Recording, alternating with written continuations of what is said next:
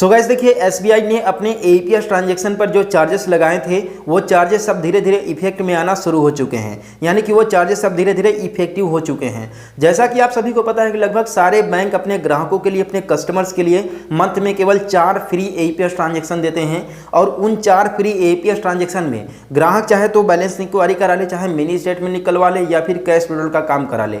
लेकिन जैसे ही ग्राहक चारों लिमिट को क्रॉस कर देता है तो 5वां एईपीएस ट्रांजेक्शन करने लगता है जैसे ही, तो ग्राहक के अकाउंट से बैंक के द्वारा जो तय किया गया पहले से चार्जेस हैं वो चार्जेस डिडक्ट होना शुरू हो जाता है। देखिए अगर बात करें स्टेट बैंक का, तो पहले स्टेट बैंक में ऐसा नहीं था। ग्राहक 4 ट्रांजेक्शन के बाद भी कई सारे ट्रांजेक्शन कर लेते थे, महीने में 4, 5, 6 ऐसे ट्रांजेक्शन कर लेते थे, लेकिन उनके अकाउंट से किसी भी तरीके का कोई भी अमाउंट डिडक्ट नहीं होता था चार्जेस के नाम पर। ठीक है, लेकिन अब एसबीआई में वो समय नहीं रहा, वो समय बदल चुका है। अगर ग्राहक 4 फ्री एईपीएस ट्रांजेक्शन कंप्लीट कर चुका है तो जैसे ही आप लोग 5वां एईपीएस ट्रांजैक्शन करने जा रहे हो ग्राहक का, चाहे बैलेंस इंक्वायरी करो, चाहे मिनी स्टेटमेंट निकालो या फिर पैसा निकालो, ठीक है, तो वैसे ही आपके सामने 90% केस में आप लोग को ट्रांजैक्शन एक्सीड अमाउंट लिमिट का इशू देखने के लिए मिलेगा ही मिलेगा, खासतौर से एसबीआई अकाउंट में। तो 10% ही ऐसे एसबीआई ग्राहक होंगे जिनके अकाउंट से 5वां बार एईपीएस ट्रांजैक्शन कंप्लीट हो जा रहा है, यानी कि एईपीएस ट्रांजैक्शन हो जा रहा है सक्सेसफुल। लेकिन जैसे ही 5वां एईपीएस ट्रांजैक्शन कंप्लीट हो जा रहा है वैसे ही ग्राहक के अकाउंट से जो बैंक के द्वारा तय किया गया चार्ज है, ठीक है, एईपीएस ट्रांजैक्शन का, वो चार्ज भी डिडक्ट हो जा रहा है। ठीक है, ऐसे में कस्टमर भी परेशान है कि मेरे अकाउंट से पैसा आखिर क्यों कटा। तो बेसिकली इस वीडियो में बात करने वाले हैं कि बैंक ने क्या चार्जेस लगाए हैं और चार्जेस प्लस जीएसटी, ठीक है, आप लोगों को डिटेल से बताने वाला हूं सारा का सारा जानकारी इस लिस्ट के माध्यम से। तो वीडियो को पूरा देखिएगा जिससे आप लोग को सही और सटीक जानकारी मिल सके।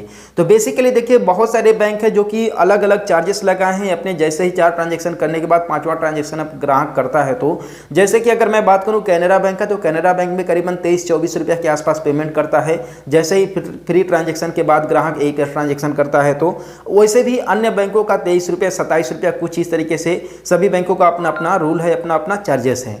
ठीक है, अब देखिए एसबीआई की अगर मैं बात करूं तो एसबीआई में जैसे ही ग्राहक 4 ट्रांजैक्शन कंप्लीट करने के बाद 5वां एईपीएस ट्रांजैक्शन करता है, चाहे वो बैलेंस इंक्वायरी करे, चाहे मिनी स्टेटमेंट निकाले या फिर कैश विड्रॉल करे, ठीक है, उसके अकाउंट से 15 रुपये प्लस जीएसटी कटेगा। अब देखिए 15 रुपये का 18% जीएसटी जोड़ दीजिए तो 2 रुपया 70 पैसा होता है। तो कुल मिलाकर के ग्राहक के अकाउंट से 17 रुपये 70 पैसा का अमाउंट कटेगा।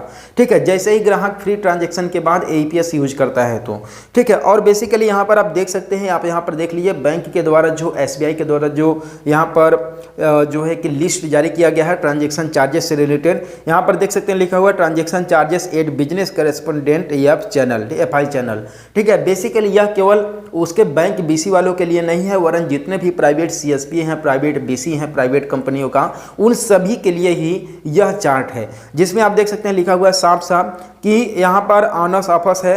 30,000 रुपया जो है ट्रांजैक्शन कर सकता है ग्राहक और जो है 4 ट्रांजैक्शन फ्री में कर सकता है मंथ में।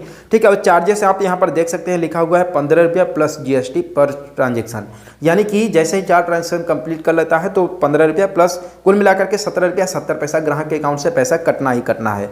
ठीक, इसके बाद भी अन्य तरीके का यहाँ पर चार्जेस है, जैसे कि मनी ट्रांसफ़र का है। ठीक है, और भी नेफ्ट के माध्यम से मनी ट्रांसफ़र करने का है 2 रुपया प्लस जीएसटी, 4 रुपया प्लस जीएसटी, तो इस तरीके से। लेकिन खास तौर से जो हम लोग को ध्यान देने वाली बात है वो है कैश विड्रॉल से रिलेटेड।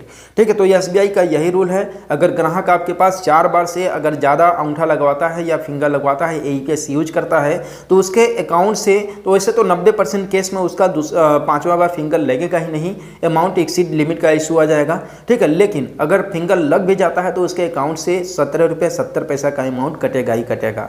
ठीक है, ये बैंक के द्वारा तय किया गया चार्जेस हैं। ये ग्राहक का जैसे ही आप लोग 5वीं बार 6वीं बार फिंगर लगाओगे तो ग्राहक को आप लोग को ये चेतावनी देना जरूरी है, अदरवाइज ग्राहक आपके ऊपर जरूर उंगली करेगा ही करेगा। ठीक है, तो आई होप आप लोग को ये अपडेट और अच्छा लगा होगा और आप लोग को अच्छी जानकारी मिला होगा। तो इस चैनल को सब्सक्राइब कर दीजिएगा और हम लोग मिलते हैं फिर किसी नेक्स्ट वीडियो में एक नए अपडेट के साथ।